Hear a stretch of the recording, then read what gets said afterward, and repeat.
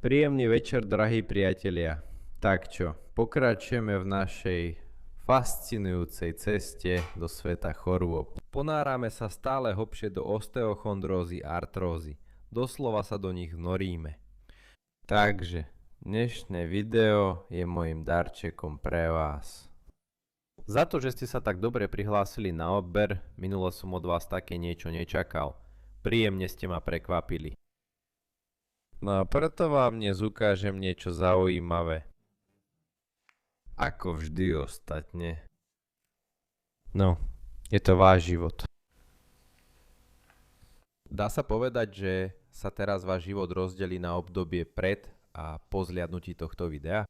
Budete si spomínať na to, ako ste žili predtým a budete premýšľať, čo to bolo, prečo som to neurobil skôr, prečo som sa skôr neprihlásil na odber, prečo som skôr nedal like, nenapísal komentár a nezdieľal toto video so všetkými svojimi priateľmi. Takže, tu pred vami máme prakticky identický model tiel dvoch ľudí. Модель тела двух людей. Tu vidíme polohu tela tzv. Zhrbenú a tu je poloha tela, ktorá nie je zhrbená. Aký je v tom rozdiel? Rozdiel je v tom, že existujú svaly, ktoré udržiavajú optimálnu polohu tela. Ich rovnováha nám umožňuje stáť prakticky bez námahy. A vďaka napätiu svalov, tu máme svaly vzadu, je to skupina trapézových svalov, horný, stredný, dolný a svaly vpredu, prsné svaly. Veľký a malý prstný sval tu sú. Spoznali ste ich však. A tieto dva svaly vytvárajú rovnováhu lopatky. A od polohy ruky a lopatky závisí, ako sa bude rozdeľovať záťaž na krku a hrudnej časti chrbtice. Tu môžeme povedať, že rovnováha je prakticky ideálna. Tu tieto dve skupiny svalov sa navzájom vyrovnávajú. Tu vidíme, že veľký prsný sval je tu oveľa lepšie vyvinutý. Je taký mohutný. A trapézový sval, horný, stredný a dolný sú také slabé a tenké. Neudržia našu lopatku a ruku, preto sa posúvajú dopredu. A ramená aj ruky sa takto otáčajú. Čo teda robiť? Ako postupovať? Poloha ruky má veľký význam. Všeobecne na udržiavanie správneho držania tela. Mnohí sa snažia, aby si vyrovnali chrbát, spojiť lopatky vzadu, ale z toho ich začne chrbát bolieť ešte viac. Ak ich predtým bol chrbát, tak začne bolieť ešte viac, ak nebol, tak začne bolieť.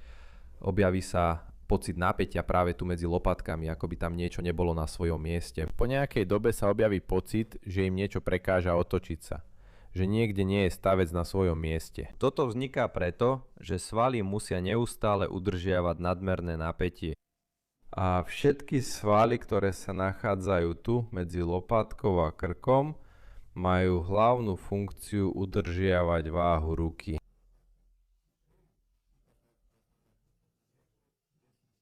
Ak to nezvládajú, ruka sa začne posúvať sem, dopredu a dole, tak to visí.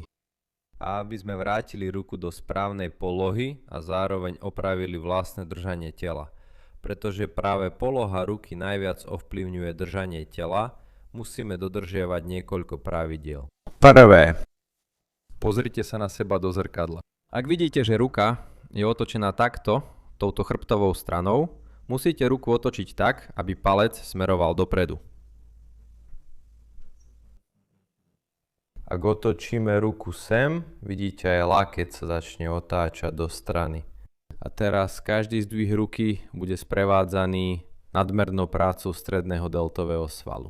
Ale predný deltový sval pritom takmer vôbec nebude pracovať.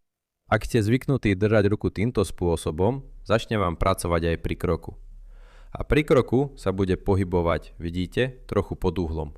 Ak bude palec smerovať dopredu, ruka sa tiež bude pohybovať dopredu a dozadu. Ak sa vám ruka pohybuje dozadu, či už chcete alebo nie, pri každom kroku vám bude pracovať najširší sval chrbta. Stredná a dolná časť trapézového svalu bude tiež pracovať. Počas kroku budú tieto svaly zaťažované. Ak je ruka otočená týmto spôsobom, Pohyb pri kroku pôjde trochu do strany.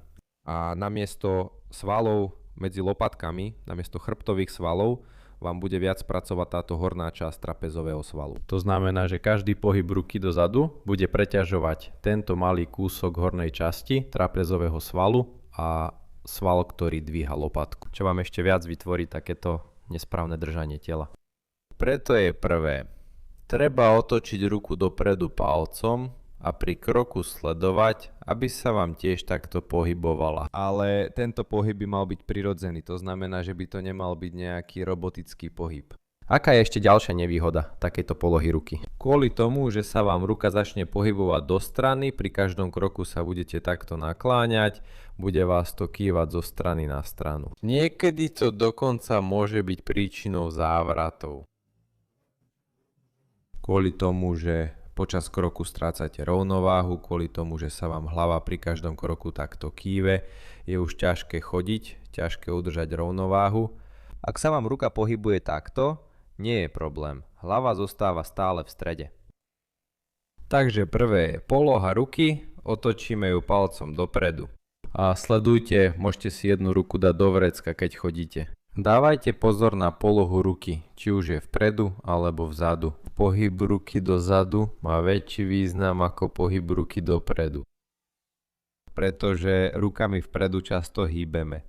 Jediné, pričom môžeme rukami hýbať dozadu, je práve pohyb pri kroku. Druhé je poloha samotnej ruky, keď stojíme.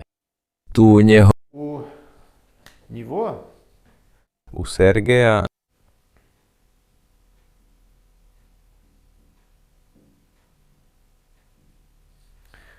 Jeho ruka sa nachádza práve tu.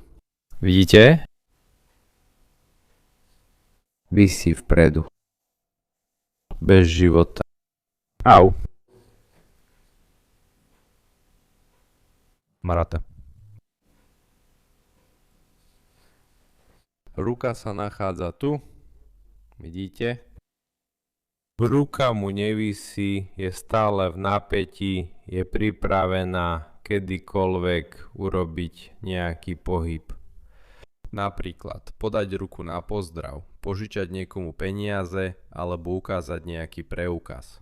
A u Sergeja mu jednoducho visí tu ako klobása a hompáľa sa. On to nedokáže urobiť. Aby zdvihol ruku, musí sa nakloniť, pritiahnuť si ju, pomôcť si nejakým pohybom. A u tohto to ide svižne, vidíte, všetko prebieha. Raz, dva, tri, štyri. A u Sergeja raz, dva, tri, štyri, 5. Jedna ruka sa ledva zdvihla, už sa objavila dýchavičnosť. Prečo je to tak? V čom je rozdiel? Pretože u Marata, vidíte, ruka má rozmach. On ju má tu a odtiaľ to hop, už urobil pohyb, pretože tieto svaly sú už pripravené na prácu. Sú pripravené napríklad zdvihnúť pohár na nový rok, napiť sa, zajesť. Nie, toto bude treba vystrihnúť. No a u Sergeja, on sa tam ledva rípe v šaláte, trochu už zaspal, padol tvárou. Aký je v tom rozdiel? Ako sa to dá naučiť? Pozrite sa, na to si vezmeme stenu, obyčajná stena, na to stačí. Postavíme sa asi na vzdialenosť šírky chodidla od steny a oprieme si lakte. Takto sa dotknete lakťami steny a jednoducho takto chvíľu postojte. Ak ste v nejakých učebniciach, či už telesnej výchovy, liečebnej telesnej výchovy alebo prírodovedy videli, ako si správne formovať držanie tela, treba sa postaviť k stene, dotknúť sa všetkým, čím sa dá dotknúť a potom sa snažíte, odídete od steny. To nie je tak, to je nesprávne. Jeden má hlavu takúto pretiahnutú ako uhorka, druhý ako baklažán a nie každou hlavou sa tam dá dosiahnuť. Tu sa treba orientovať podľa rúk. Ruky sú u každého takmer rovnaké. Pozri, tiež sa ohýbajú v lakťoch a to rovnakým smerom. A natiahnite sa lakťami takto, nech sa k stene dostanú len lakte. Jednoducho chvíľu postojte v tejto polohe a keď lakťami, vidíte, sa ťaháte dozadu, ramená sa vám, či chcete alebo nie, aj keď nechcete, pôjdu dozadu. A v tejto polohe jednoducho chvíľu postojte pre začiatok. Postojte asi 30 sekúnd, zvyknite si na túto polohu. Potom sa od steny vzdialte. A teraz jednoducho postojte v tej istej polohe s takto položenými rukami a všimnete si, ako sa vám chrbát sám od seba napol a svalový tonus sa v tejto polohe udržiava. Ešte raz sa postavte. Môže sa stať, že jednej ruke sa ľahšie naťahuje dozadu, druhej je to ťažšie. A v tejto polohe sa najprv naučte jednoducho stáť. Tak, už sa to začína dariť. Ďalší krok je teraz ten, aby sa ruke vzadu ľahšie držalo, trochu ju tam naučíme pohybovať sa. Stojíte v rovnakej vzdialenosti od steny, lakťami ste sa dotkli. Teraz môžete ruky otočiť takto, alebo tak ako vám vyhovuje a pohybujte rukami vzadu, spojte dlane trochu vzadu. Teda robte pohyby rukami vzadu. Niekomu to pôjde voľnejšie, niekomu nie. To znamená, že cieľom nie je maximálne rozvinúť túto pohyblivosť. Len prinúťte svoju ruku vzadu trochu sa pohybovať, aby si zvykla na túto polohu, aby sa aj svaly medzi lopatkami pohybovali, aby sa trochu natiahli z rasty. Tu medzi najširším chrbtovým svalom a pilovitým svalom a potom pre vás bude jednoduchšie udržať túto polohu.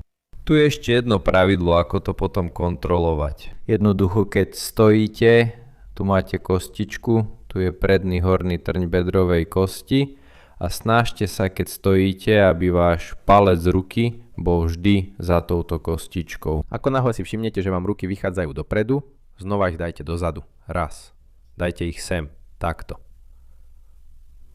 To znamená, že týchto niekoľko jednoduchých pohybov vám umožní obnoviť správne držanie tela a kontrolovať ho. To znamená, že ju budete kontrolovať nie tým, že budete sťahovať lopatky, ale jednoducho tým, že správne nastavíte polohu rúk. No a teraz, aby ste tieto svaly potrénovali, aby ste ich naučili pracovať pod správnym uhlom, aby práve oni dokázali držať našu ruku zo zadu, veľmi dobré je robiť takéto cvičenie. Dá sa robiť v sede, v stoji, doma, za volantom, v aute, kdekoľvek ho môžete robiť v práci.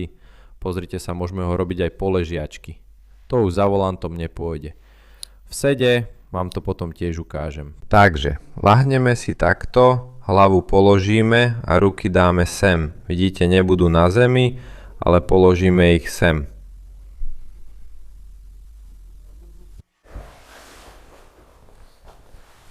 Sem, tam kde je krížovo-bedrový kĺb, na toto miesto ich položíme z oboch strán, ale trochu nad zadok. Čiže na horný okraj sedacieho svalu. Sem položíme ruky a teraz. Lakťami sa snažíme dotknúť zeme, úplne natiahneme strednú trapézovú svalovinu, rombický sval, aj dolná trapéza sa natiahla. A z tejto polohy sa teraz snažíme spojiť lopatky k sebe. Podržíme takto sekundu, dve. A potom sa opäť lakťami naťahujeme sem dopredu k podlahe a potom znova. Týchto pohybov urobíme 10 opakovaní. Ak vám to zdravie dovolí, ak nie, tak menej. Stačí aj 5. Robíme 3-4 série. No, celkovo to spravte asi 30 krát. Cítia, ako sa veľmi dobre napínajú práve tieto svaly medzi lopatkami, ktoré zvyčajne v bežnom živote nepracujú. Ak si nemáte kde ľahnúť, toto isté cvičenie môžete robiť aj v sede. To isté. Ale tu bude záťaž menšia, v ľahu je väčšia. Tiež kto nezvládne v ľahu, môže to urobiť v sede. To znamená, snažte sa spojiť lopatky vzadu úplne k sebe. Aj lopatky, aj lakte. Ako by vám niekto vzadu spájal lakte. Predstavte si to. Alebo niekoho raz požiadajte, aby vám toto urobil. A potom sa pokúste tento pohyb zopakovať. A robte pohyb v plnom rozsahu. Dopredu a dozadu. Dopredu a dozadu. To práve veľmi dobre trénuje všetky tieto svaly. Takže priatelia, no tak váš život sa rozdelil na pred a po.